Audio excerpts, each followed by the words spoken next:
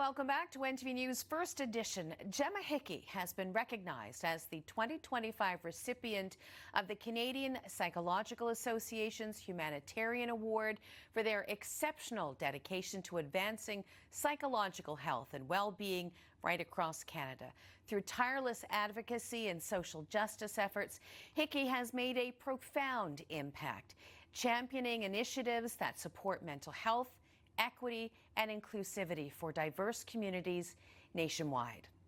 Dr. Janine Hubbard joins me now to talk about just how significant it is that Hickey has won this award. Thank you so much for coming in. Oh, thank you so much for giving attention to this. This is one I'm personally really proud of and very excited because the award is going to be presented just about 2 weeks from now here in St. John's, because the Canadian Psychological Association is back with their national convention here in town for the first time in over 20 years. So to have a Newfoundlander and Labradorian receiving this award in their hometown is just, it gives me all the warm fuzzies. Before we went on the air tonight, we were talking about how significant it is that Gemma has won this award. Just explain it to the people at home.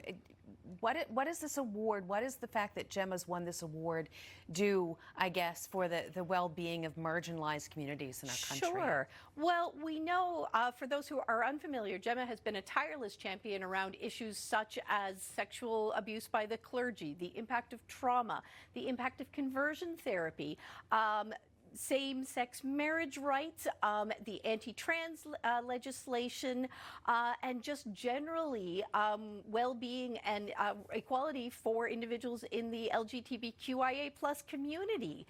And psychology hasn't always been great on some of these issues, and I think it's important to acknowledge that. Again, CPA has been at the forefront in terms of advocating things like banning conversion therapy, but that only happened in 2015. The legislature banning it in Canada only happened in 2022. It's incredible. And listen, the Diagnostic and Statistical Manual still included homosexuality as a mental disorder until the late 80s.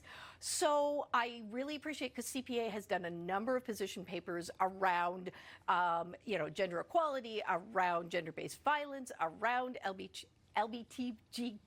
I'm mixing up my alphabet tonight. I'm sorry, guys.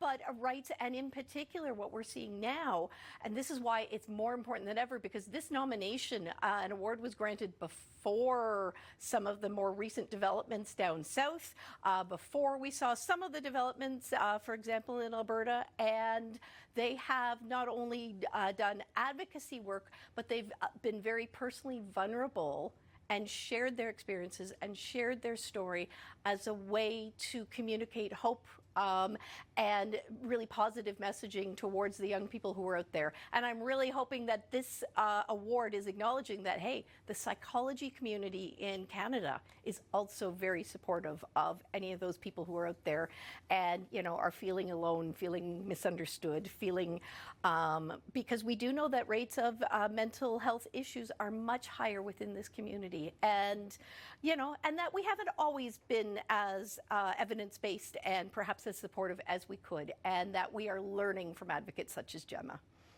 And I was going to ask you about that. How can psychologists then build on the kind of advocacy work that Hickey has been championing to support mental health? Well, some of it is having a voice. And I mean, I see my colleagues down in the States, we've talked about the fact that they've been stifled on a lot of issues around this.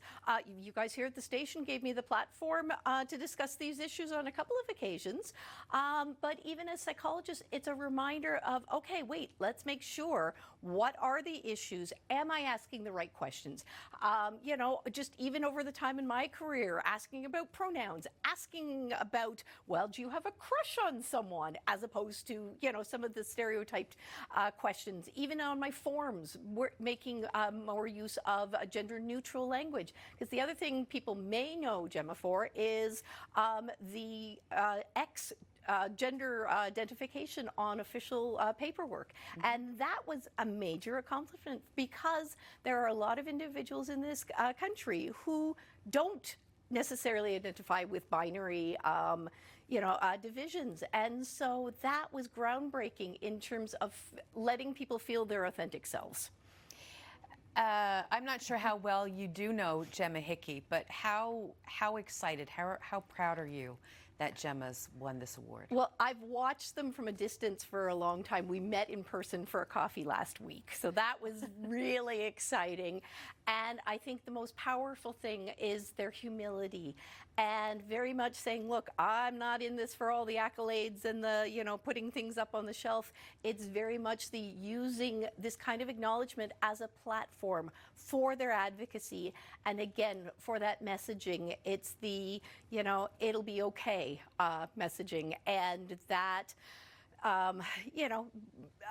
that to me speaks volumes in terms of the humility, and I am really looking forward to, along with the actual award, is a chance to do a presentation at the convention, but probably far more reaching is the opportunity to write an article for our major journal and a podcast with our national podcast that's produced by CPA. So a chance to really elevate and escalate their advocacy and their messaging and just how awesome a human being they are to the wider community.